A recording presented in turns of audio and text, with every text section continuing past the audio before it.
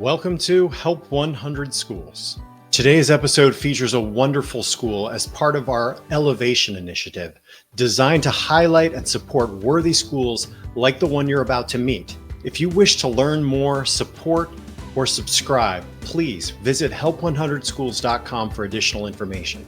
Now let's move on to today's featured school. Dr. John Wilson, I know you, but would you please introduce yourselves for the show? Sure. I am Dr. John Wilson. I'm the head of school at the Edison School in Madison, Tennessee. We are just outside of Nashville on the north side, so we get the benefit of a big city but a small town feel. John, why do families choose your school? One of the biggest reasons families will choose Edison is because of the way we build relationships with all of our students. We have enrolled students who come to us not just with a diagnosis, but also with traumatic experiences in previous schools.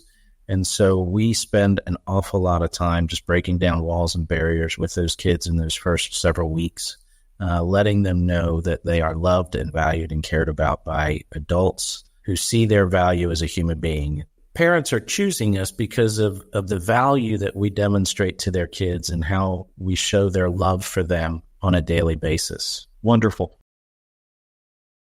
What would you say is the most captivating story behind the school? That needs to take me back a few years. We are about ready to celebrate our first ever high school graduation in just a few days with a class of one student. So that's a big win for us, a big milestone. That student, when she first arrived here as a freshman, was in a classroom when I came in and I started talking to the students about having respect for adults and respect for their teachers and respect for each other. And that was a trigger for her. She stood up, started to storm out, turned around and made the comment to me that she doesn't ever want to hear the word respect used again by another adult. She's heard it all of her life. Nobody's ever explained it to her, and nobody's ever shown it to her. Well, in that moment, of course, as the head of school, I had a decision to make. Am I going to allow this teenager to address me like that and deal with it? Or am I going to sit back and think and see it from her perspective? And one of the things that we really strive to do here is to understand the kids first. So I went and I talked to her, and she shared with me all of the experiences she's had with adults using the word respect and not showing it. And so I made a commitment to her that day that I'm not going to use that word until she tells me she's comfortable that I've demonstrated it to her enough times. And so it took about 2.5 years before she came to me and finally said, I feel like you can use the word respect with me. You've shown it to me. You've shown it to the other kids and to the teachers, and all of the teachers here have done the same thing. So something that was taken for granted by me as an adult that kids should respect, and I should be able to use that, I learned it's more important to show them than it is to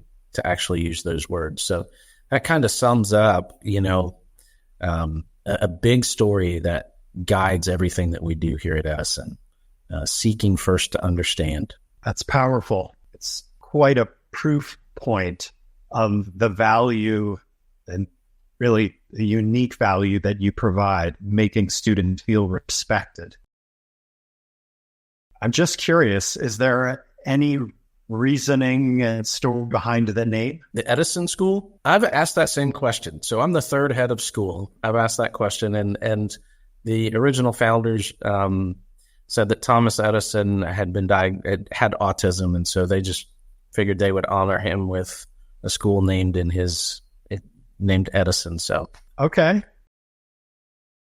What unique aspects of the school should the world know about? Well, like I mentioned a little bit earlier, the first and foremost thing we do is build relationships. Yes, we're an academic school. We're accredited. We do math, science, history, English, all of those things.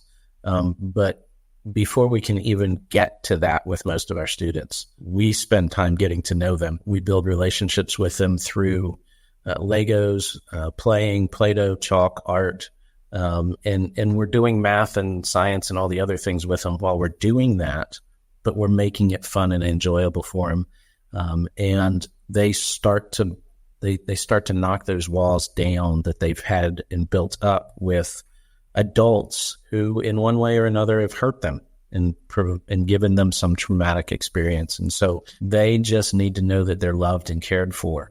And they have a place that they can come and be valued, respected, like we just said a few minutes ago, and seen for individual people. Once we've got those walls down, the next thing that we do is we start to really work on their academics based on their unique learning style.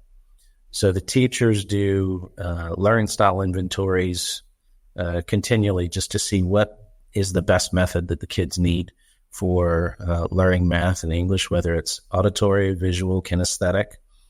And we adapt curriculum accordingly and truly individualize, especially in math and English for them so that they can get the benefit from it. We read to our kids every day. I'm a firm believer that reading is the most important skill kids need. And so all of our teachers read aloud to the kids from the youngest all the way up to the oldest.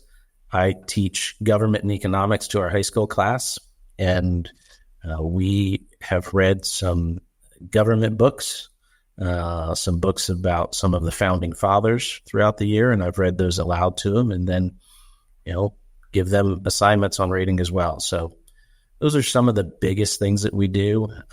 We have non-traditional seating in our classrooms. So we adapt a room according to a kid too. So if they work on the floor, teachers work on the floor. Our dress code for teachers is comfortable and as professional as you can be, because we know we get dirty sometimes. Kids on rainy days, we've got some kids that love the rain and the parents don't mind them being out there. So we're out there working with them in the rain. Again, it's just adaptability for the kids and what they need. Great. Would you like to expound a little bit further on the kinds of students and families typically choose the Edison School? Sure.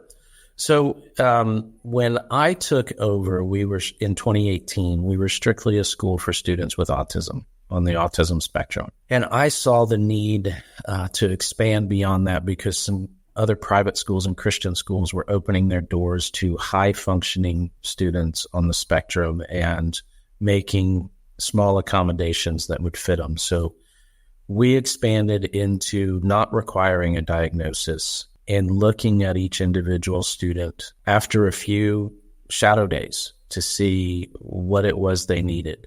So we have students who have autism. We have students who have ADHD, Down syndrome, dyslexia, whether it's diagnosed or dyslexic tendencies, because a lot of them will have those tendencies but not have gotten the diagnosis. But the one thing that without fail all of them have is some traumatic experience in another school, or in a daycare if they're coming to us as a 5-year-old. And most of the time, it's because they seem a little bit odd. And one of our high school students describes it to his friends as, "Hey, you're weird. I'm weird. We're all weird at Edison. So why don't you come over and join us? We just have fun." And so they love that aspect of it, that they're just welcome the way they are and not judged, not trying to be changed. We have high standards for them and we teach them right and wrong, but we don't believe necessarily in behavior modification. We behave in behavior leadership. So we come alongside them and we show them appropriate ways to behave. But we'll take students that are neurotypical as well and who just are going to thrive in a smaller school setting. So we have an array of types of students. Perfect. I love that.